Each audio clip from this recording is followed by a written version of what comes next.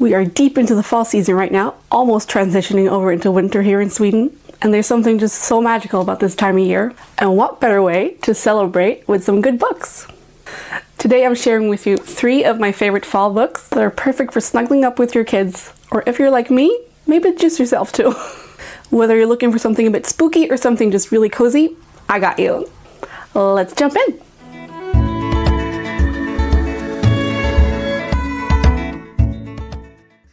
Hi, my name is Linnea. I'm a Montessori teacher, a mom, and a children's book nerd.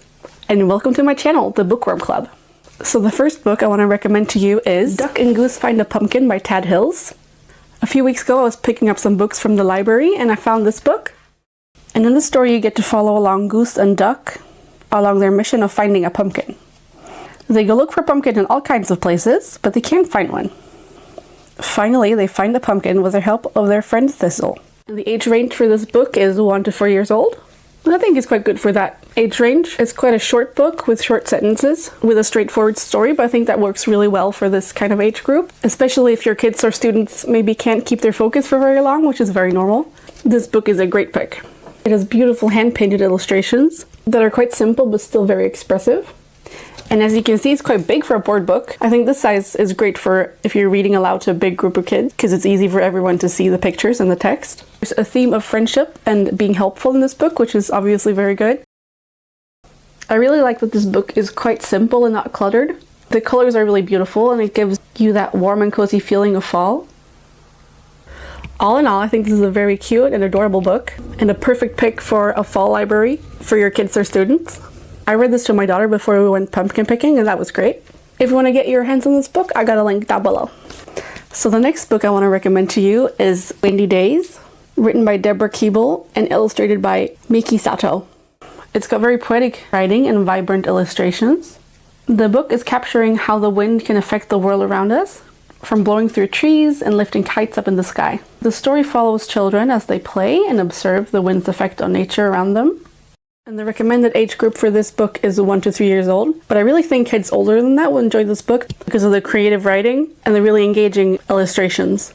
I think sometimes age range recommendations can be a bit misleading or off, because I say this book is a lot more advanced than the book we talked about before. It's got a lot more text, yet this book is from 1 to 3 and the other one was 1 to 4. So I think you should maybe take those recommendations with a grain of salt and just see what kind of works for you and your kids or your students. But I think this book is absolutely beautiful, both the writing and the illustrations. And it's just perfect for fall. It even has the Halloween page. What I think is really interesting about this story is that it doesn't follow along a certain character. The wind is kind of like the main character, which is really fun and very different, I think. The poetic writing is also very creative and it flows really well, so it's fun to read out loud. For example, I really like this page. Blustery winds burst and shrieks, nibbles on my nose and cheeks. I feel like that's such a true description of how the wind feels sometimes, especially here in Sweden. It can be really cold. And the illustrations are really unique, I think. They are so layered and full of texture. It's almost like a scrapbook. The book also shows diverse children playing and celebrating what wonders and fun the wind can bring.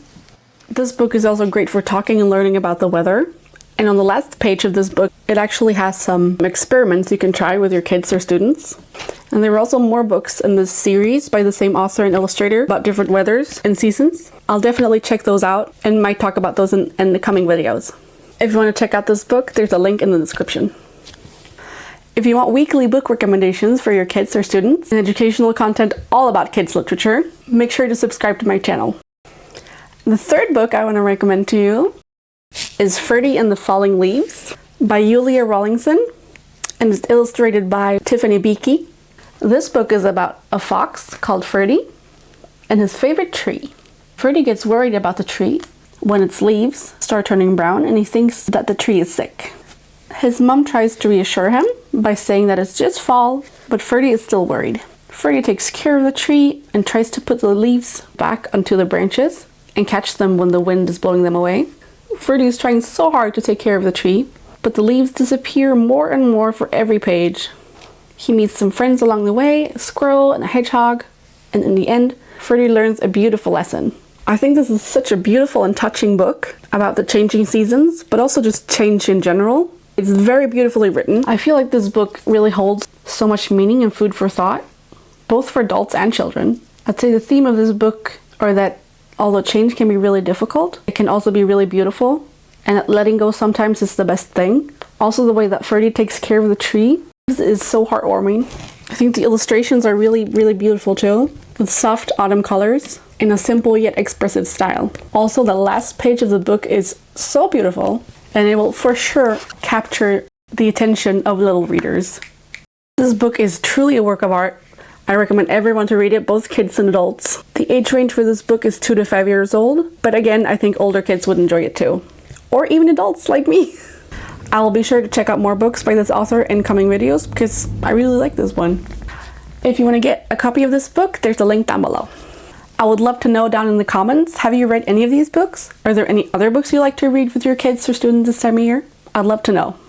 In next week's video, we'll be diving into how important reading and books are to your kids' developing brain, and of course some book recommendations. So make sure to subscribe so you don't miss that. But until next week, happy reading and happy spooky season.